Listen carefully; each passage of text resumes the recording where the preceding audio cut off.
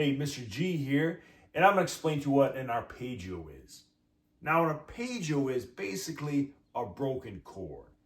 It could be a major chord, minor chord, seventh chord.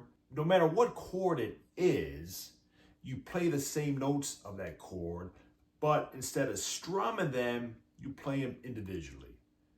Again, for example, if I'm playing a major chord is made up of your first, third, and fifth.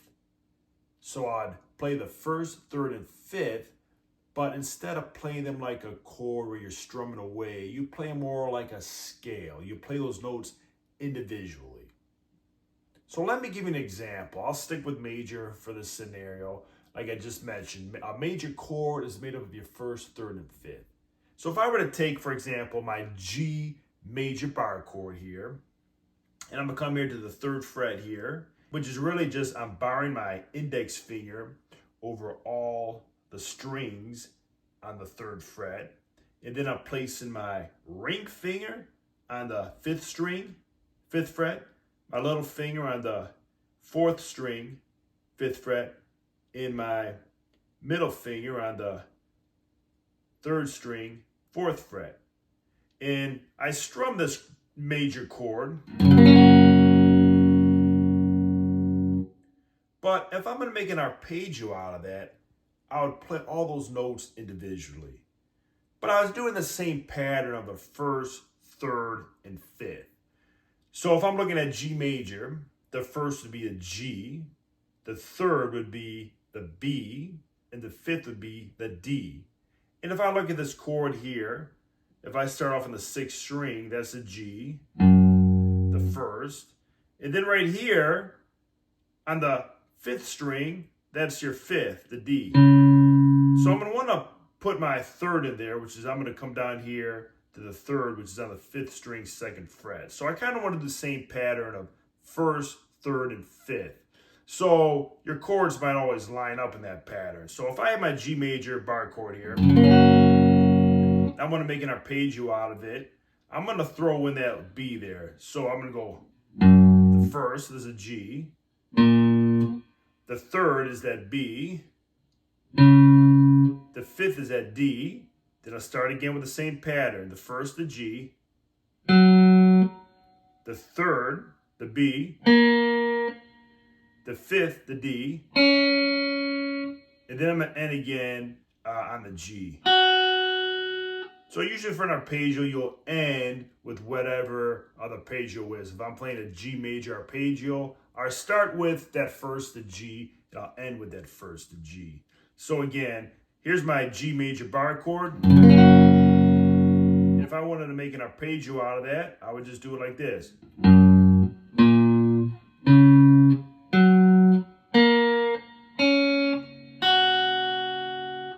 So you can see how it's called a broken chord. It's the same notes of whatever chord you're playing, but you're playing them one at a time, and you're doing them in kind of a pattern.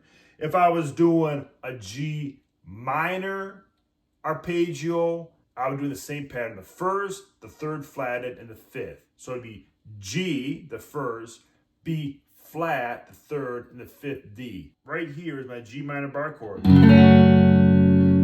And I place my index finger here on the third fret again against all the strings. And I place my ring finger on the fifth fret of the fifth string and my little finger on the fifth fret of the fourth string.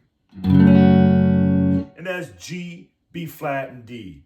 Now, if I actually look at the notes I'm playing here, it's the first, the G, the fifth, which is the D, again, the first with the G, the third, which is the B flat, the fifth, which is the D, and the first again, which is the G. But I go for my first two notes on that sixth string, third fret, that G, to the fifth, the D, which is on the fifth string, fifth fret.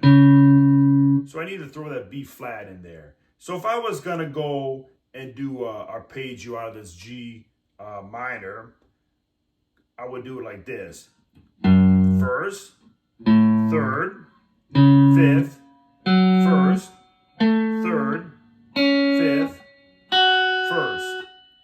Follow that pattern. So it's going first, third, which is flatted, and then the fifth. So the first right here, which is a G on the third fret, sixth string. The third, which is the B flat, the third flat, right, which is the B flat on the fifth string, first fret. Then I go to the fifth, which is the D on the fifth string, fifth fret. Then I go to the first again, which is a G on the fourth string with my little finger on the fifth fret. Now I'm playing that G. Then I come to the third string, third fret, and play the third flatted, which is the B flat with my index finger. Then I come to the second string, third fret, and play the fifth, which is that D with my index finger. Then I end on the G, which is the first, right? I ended on the first string, third fret with the index finger. So I'm following that pattern. For a G minor, it would be first, third flatted, fifth.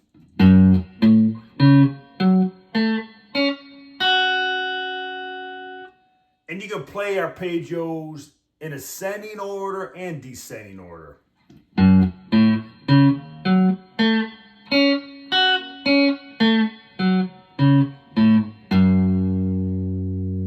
And you can do different techniques: sweep picking, economy picking, just regular picking up and down. Different ways of doing it, you know. So that's the fun thing about arpeggios too. It's a great thing to add into your practice routine. And so you can do that over the different chords. You can do arpeggios up and down the fretboard. Like if I want to do, again, if I go back to the G major, which is your first, third, and fifth, G, B, and D, I can practice that arpeggio up and down the fretboard. I can have kind of a moving arpeggio.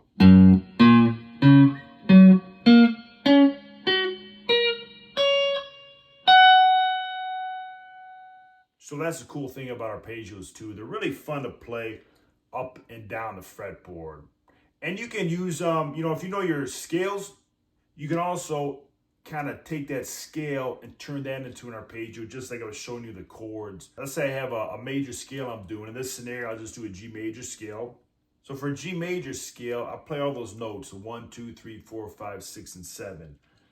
So a G major scale, I'm going to start over here on the third fret of the sixth string with my middle finger and play that G. That's the first.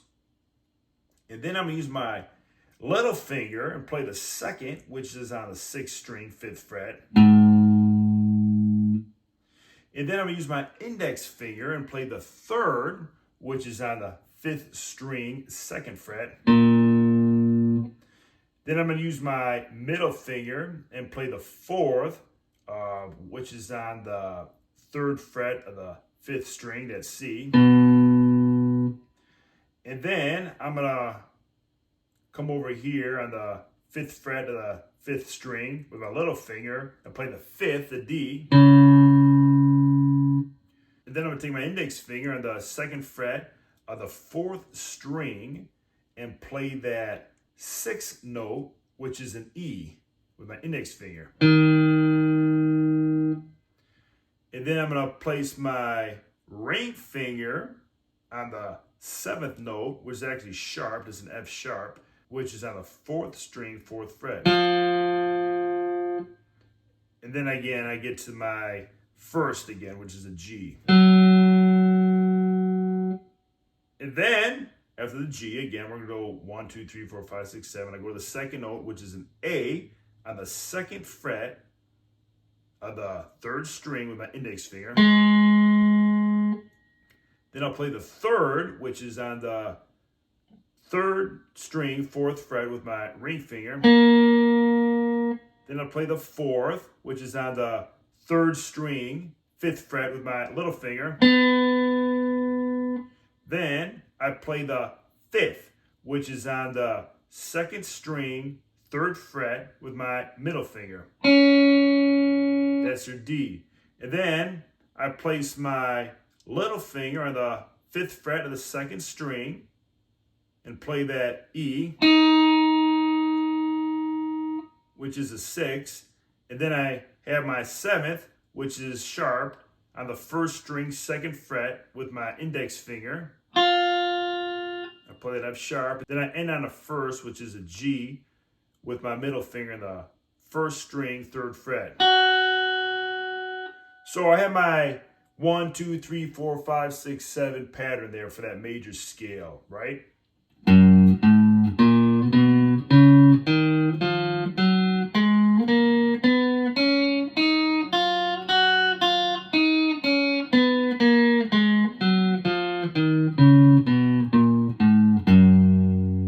And instead of playing all those notes, the 1 through 7, I'm just going to play the 1, 3, and 5 for the major, right? So I'd break that scale down where I want to play all those notes, just the 1, 3, and 5.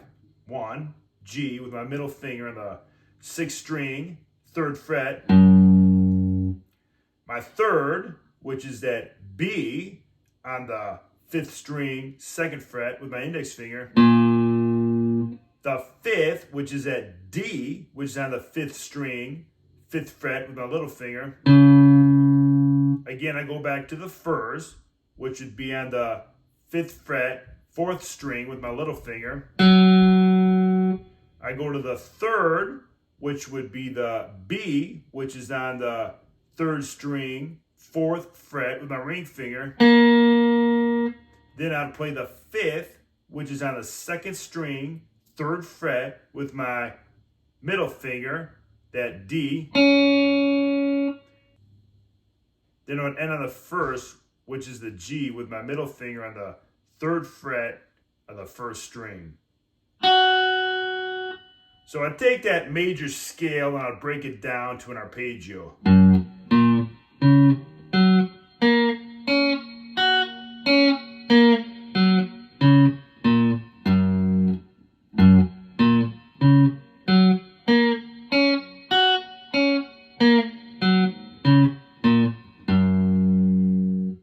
So arpeggios are great. You know, if you start to learn your chords, bar chords, open chords, you start to learn your scales, you can take those and break them down and turn them into arpeggios. And like I said, I gave you examples of majors and a minor too earlier, but you can do with 9th chords, 11th chords, 13th chords, whatever. It's actually a lot of fun.